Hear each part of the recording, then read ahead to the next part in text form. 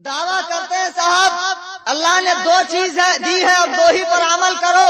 हम अहले हदीस हैं और इन्होंने क्या गजब ढाया। कॉलेज में पढ़ने वाले, कॉलेज के स्टूडेंट और हेड मास्टर्स वगैरह, रिक्शा चलाने वाले, पकौड़ी तलने वाले, बाल बनाने वाले, चप्पल सीने वालों के हाथ में बुखारी दी और वलक़द यस्सरनल कुरआन लिज़िक्रि फहल मिन मुद्दकिर। अल्लाह ने कुरान को आसान किया।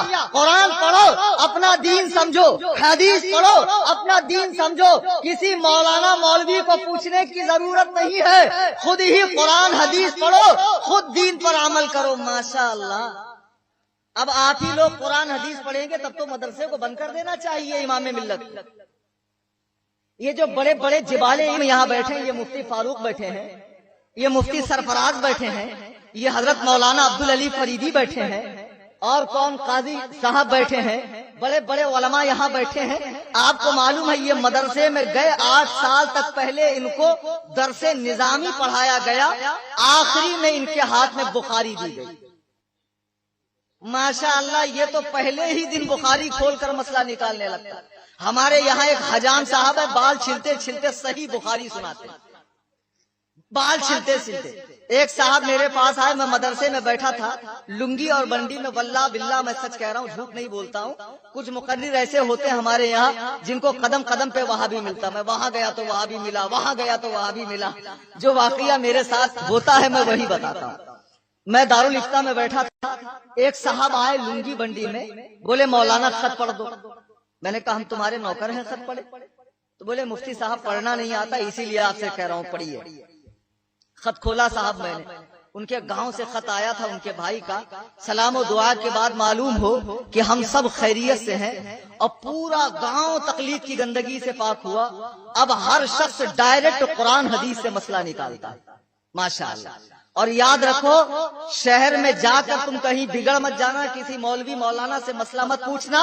जो भी जरूरत पेश आए किताबुल्लाह से और सिहा सित्ता से अपने मसाइल हल करना, किसी मौलवी मौलाना से मत पूछना। अब मैं बस करता हूँ इसलिए कि जो साहब खत लिख रहे हैं उनको जरा जल्दी है। आप तो जानते हैं मैं लिखना नहीं जानता हूँ।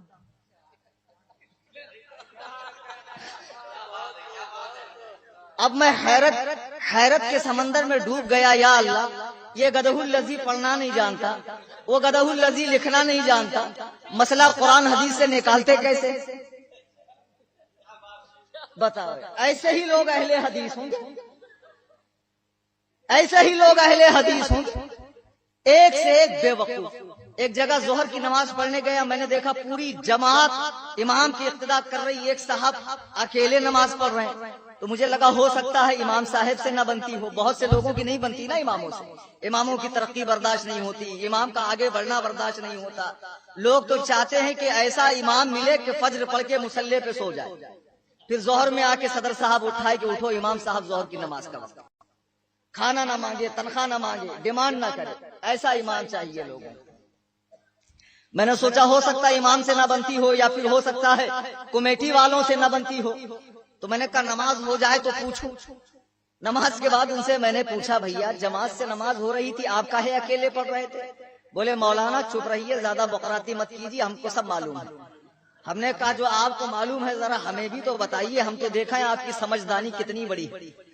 बोले मौलाना ऐसा है, कुरान में कहीं नहीं लिखा है कि जमात से नमाज पढ़ना चाहिए। जब खुद से कुरान हदीस पढ़ोगे तो बेड़ा कैसे गरक होगा। सुनो, खुद से जो लोग कुरान पढ़कर समझना चाहते हैं, मुहक्किक बनना चाहते हैं, उनका बेड़ा ऐसे गरक होता।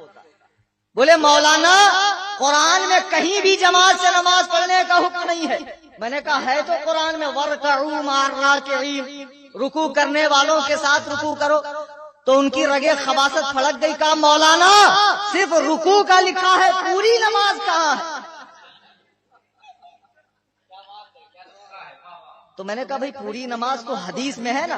तो वो इनके बड़े भाई, देखो अकल के अंधे शक्ल के गंदे देव के बंदे, इनके बड़े भाई अहले हदीस, और अहले हदीसों के बड़े भाई कौन? अहले कुरान। कौन? वो अहले कुरान को। बोले मौलाना मैं हदीस नहीं मानता हूँ, حدیث تو نبی کے جانے کے دنیا سے 300 سال کے بعد لکھی گئی، میں کیسے مان لوں کہ یہ رسول اللہ کی بات ہے؟ میں نہیں مانتا۔ تو میں نے کہا اچھا ایک بات بتاؤ، اگر جماعت سے نماز پڑھنے کا حکم نہیں ہے تو اکیلے نماز پڑھنے کا حکم ہے؟ بولے ہاں مولانا، قرآن میں اکیلے نماز پڑھنے کا حکم ہے۔ میرے پیروں کے نیچے سے زمین نکل گئی، یا اللہ قرآن میں ایسا حکم کب سے آ گیا؟ میں نے پوچھا کہاں؟ تو انہوں نے آیت پڑھی، ان الصلاۃ تنہا۔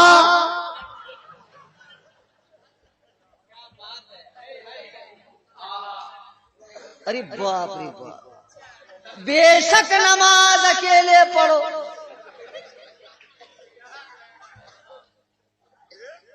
میں نے کہا تم تو بہت بڑے فضیلت الشیخ چلی معلوم پڑھتے ہو یار، تنک نیچے بیٹھو تو آپ کے وجود نامسعود کو نیچے رکھو۔ تو وہ سمجھے بہت اچھا بولا میں، ہاں تو بیٹھ گئے۔ تو میں نے کہا ایک کام کرو، ذرا ایک ایک لفظ کا ترجمہ کرو۔ بولے انا مانے بے شک، القاموس میں آتا ہے۔ اچھا میں نے کہا ماشاءاللہ القاموس کا بھی نام معلوم ہے آپ۔ بولے صلاۃ مانے کئی لغت میں آتا ہے، لسان العرب میں بھی آتا ہے، علامہ منظور افریقی رحمہ اللہ نے لکھا۔ میں نے کہا ماشاءاللہ۔ اور میں نے کہا تنہا مطلب؟ بولے اس کا مطلب دیکھنا کیا ہے، سبھی جانتے تنہا مطلب اکیلا۔ ابے میں نے کہا پگلے اعظم عالم، تنہا مطلب اردو میں اکیلا ہوتا، عربی میں تھوڑی اکیلا ہوتا۔ تنہا مطلب اردو میں اکیلا ہوتا ہے کہ عربی میں اکیلا ہوتا؟ وہ تو اردو میں نہ اکیلا ہوتا ہے۔ تو اس کا ترجمہ، اس کا مطلب نہیں دیکھے گا، اس کا ترجمہ نہیں دیکھے گا، ایسے ہی محقق بن جائے گا۔ بتاؤ ایسے بے وقوف لوگ سعودیہ چلے جاتے ہیں اور پھر ماشاءاللہ 3 میل کا یہود چھاپ داڑھا رکھ کر ماتھے پر شامی کباب، رسول اللہ نے فرمایا ٹخنوں سے اوپر پہنو، یہ گدھو الذی گھٹنے سے اوپر پہن رہا ہے، اور اتنا قابل اس کا پیٹ العلوم ذرا دیکھو کتنا بڑا ہے۔ ایک صاحب تھے ان کا پیٹ العلوم ضرورت سے زیادہ بڑا تھا۔ ایک دن ان کا نوکر پیر دبا رہا تھا، تو پیر دباتے دباتے اس نے پوچھا حضور اس میں کیا ہے؟ تو اس نے پوچھا حضور اس میں کیا ہے؟ بولے بیٹا اس میں گندگی، اس میں غلاظت۔ تو اس نے کہا حضور یہ آپ ہی کی ہے کہ پورے محلے کی؟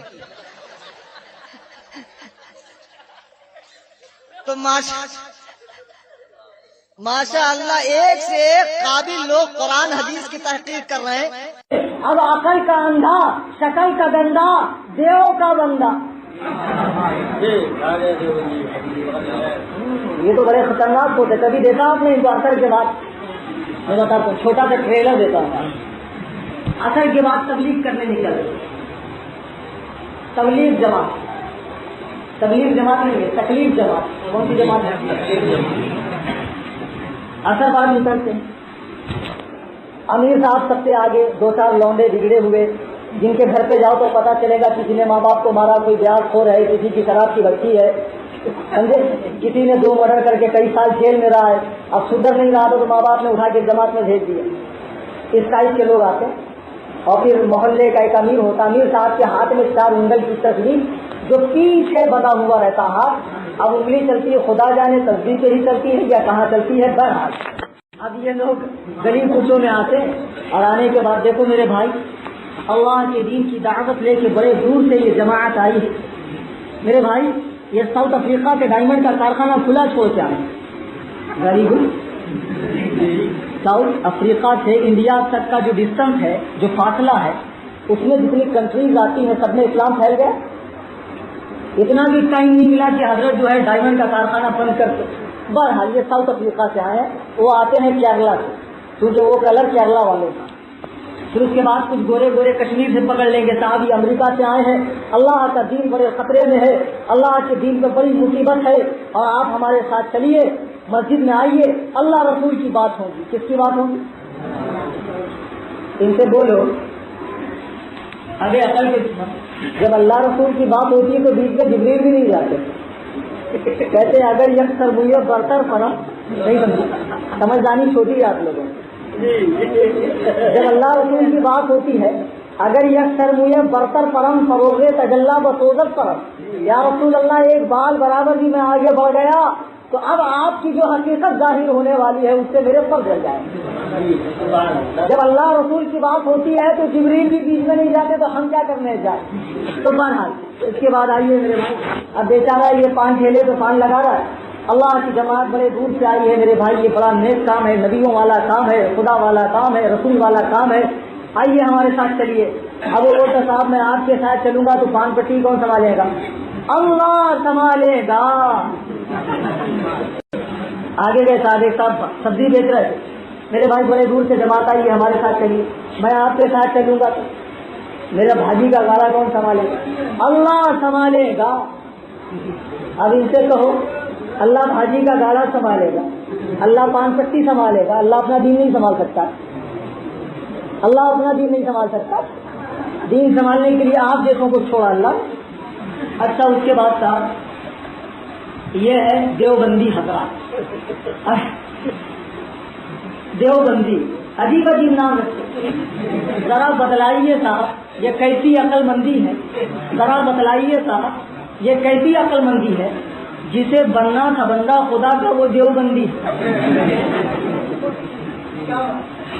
بڑے فخر سے بولتے ہم دیوبندی. ایک صاحب نے کہا بولے آپ ہمارے پیچھے نماز کیوں نہیں پڑھتے؟ میں نے کہا آپ ہیں کون سی مصیبت یہ تو بتاؤ. تو بولے میں دیوبندی ہوں. تو میں نے کہا دیکھ اللہ نے عورت کو 3 چیز نہیں دیا, نبی نہیں بنایا, امام نہیں بنایا, خلیفہ نہیں بنایا. میں بندہ, ہماری مسجد کا امام کیا بندہ ہی ہوتا ہے. اگر یہاں بندی کو کھڑا کر دو تو کوئی نماز پڑھے گا؟ شاید یہ غیر مقلد پڑھ لیں, بہت بڑے محدث ہیں یہ لوگ. ہم بندے, ہمارا امام اللہ کا بندہ. تو آپ کو خود ہی کہہ رہا ہے کہ تو بندی ہے, وہ بھی دیو بندی. تو بندے کی نماز بندی کے پیچھے ہوتی ہے؟ بالکل نہیں ہوتی. تو مسئلہ تو کلیئر ہو گیا, زیادہ جھگڑنے کی بات ہی کیا.